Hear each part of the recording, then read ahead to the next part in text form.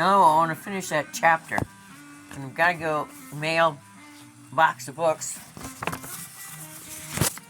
All cats want to do is eat food I don't have. What a lot of visitors was having today. If you counted the deputies coming twice, though the peak oval glass pane in the front door, I saw a silhouette of a woman with a baby carrying in her arms. I assumed it was my friend Lizen, Buckley Sewell, who had had a baby boy 2 months before. I disarmed the alarm, opened the door with a smile that collapsed in on itself. I stared blankly at the plump, dark, pretty young woman who stood on my front porch with a perfectly strange baby who seemed smaller than Lizette's infant. "Aunt Ro," said the dark young woman. She looked exhausted. She also looked as if she expected a warm welcome. I had not the slightest idea who she was. Next instant, everything clicked. I would have thunked myself in the forehead with the heel of my hand if I had not been alone. I was aunt to only one young woman, and that was Martin's niece, the daughter of his sister's Barbie. Regina, I stood hoping my recovery hadn't been too ominous. "For a minute there, I didn't think you recognized me," she said laughingly. "Ha ha. Come on in." "And this is little," Regina said. Regina had a baby. It was covered in a blue blanket and wore a red sleeper. Martin had a great nephew. How could I miss that? Granted, we don't often see Martin's sister and daughter, but I would have expected a certain amount of phone calling to herald the new arrival. "Oh, Aunt Ro, this is Hayden." "And you call him Hayden?" I nodded, with a wise look. "No nicknames?" I could hardly recall ever having been more at sea. Means she's lost, doesn't understand. "No, me and Craig are set on him being called Hayden," Regina said. Oh, this is Pretty Bird's favorite music. He likes classical too because that's all I will allow him to listen to. Martin may not have gotten all the looks in the Bartell family. Barbie and Regina both pretty in their way, but he surely gotten a disproportionate amount of brains and resolution. I craned out of the front door. She must have been standing in it, trying to see if Craig Graham was maybe getting luggage out of the trunk. "Where's your husband?" I asked, never imagining this would be a sensitive question. "He didn't come," Regina said. Her generous mouth clamped tight. "Oh?" I hoped I didn't sound as blank as I felt. "And how's your mother?"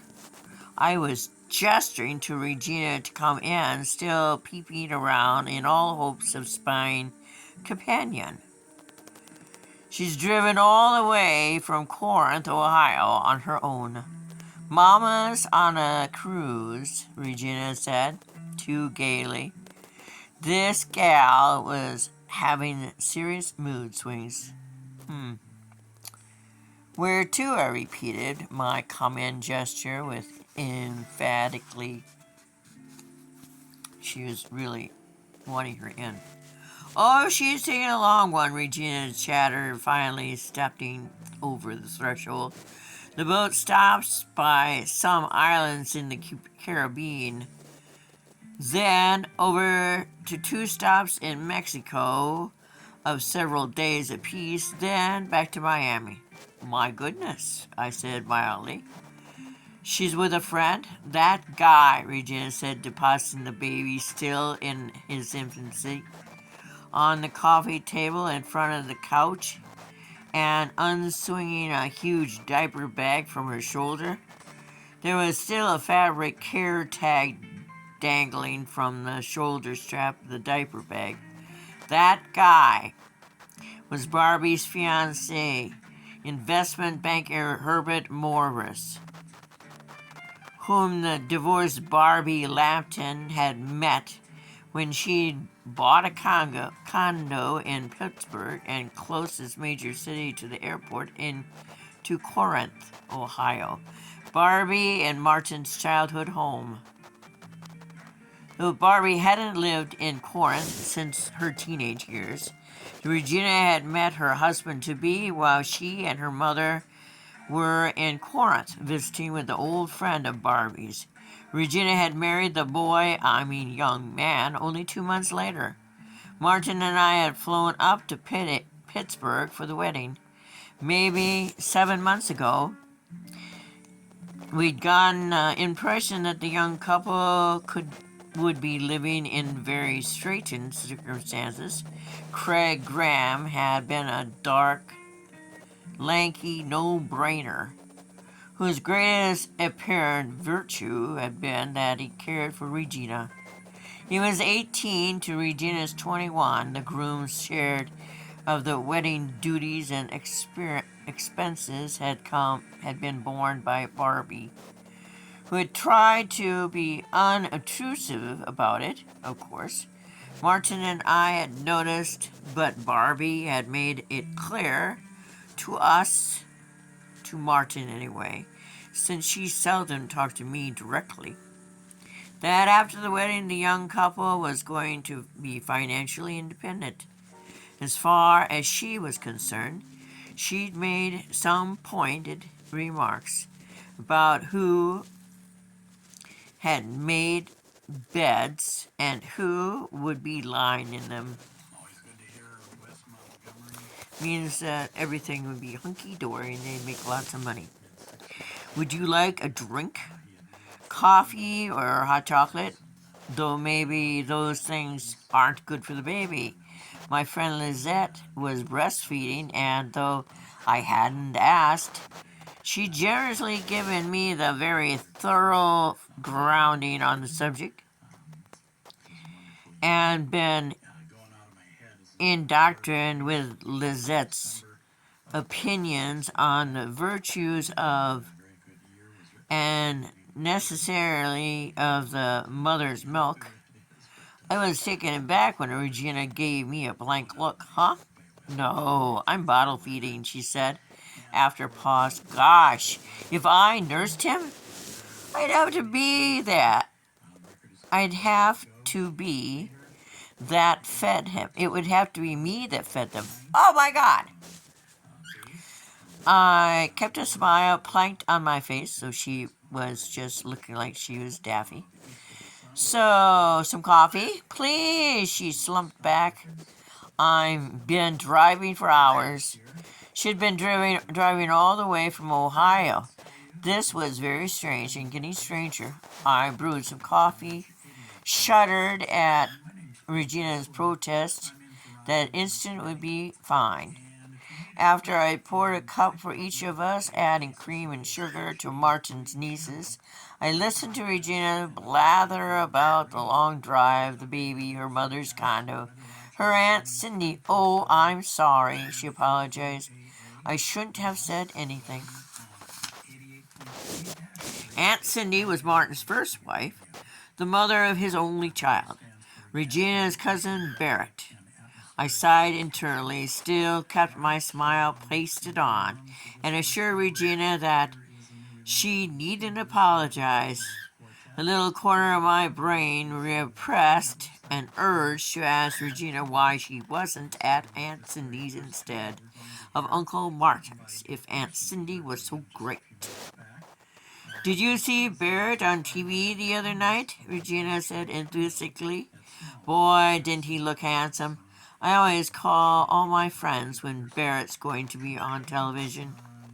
Regina was digging at all my sore spots. Oh, rather sensitive spots. Barrett had not come to our wedding. He'd been up for a big part. He told his dad an implication clear the new part for Bart was more important than a new wife for his father. And he hadn't visited Lawrencetown in the past 3 years, and Martin had lived here. But he'd found the time to come to Regina's wedding, where he'd managed to dodge us with almost unbelievable agility. That means quickness. Martin had told me he'd had a drink with Barrett at the hotel bar after I'd gone up to bed that night before the wedding, and that had been the contact he'd had with his son, whose career had been subsiding. I was beginning to wish Martin's only niece had stayed in Ohio. I was also beginning to puzzle at the reason behind her visit. She was beginning mighty evasive, wasn't answering any questions, like asking a young person in a live on TikTok, "So, are you 18?" You get no response to the 3 times you ask, and then you delete them, actually.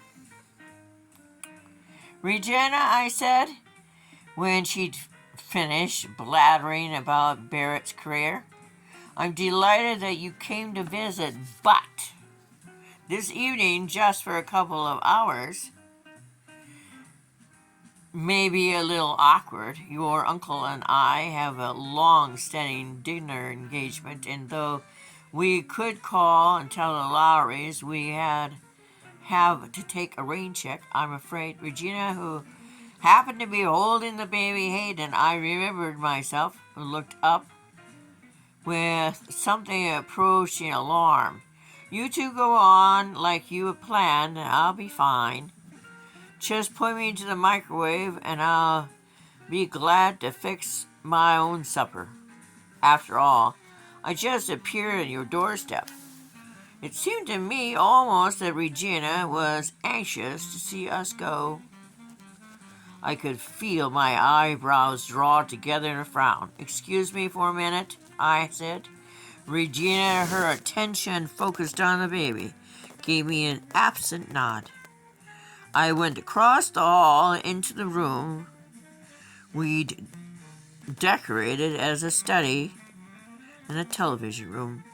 I plunked the cordless phone from its stand and plunked down on the red leather couch in front of the window. Madeline, the cat that lived with us, emerged from her favorite private place, the basket where we put newspapers after we read them, while I was plucking in numbers with one hand. I was tickling Madeline's head with the other.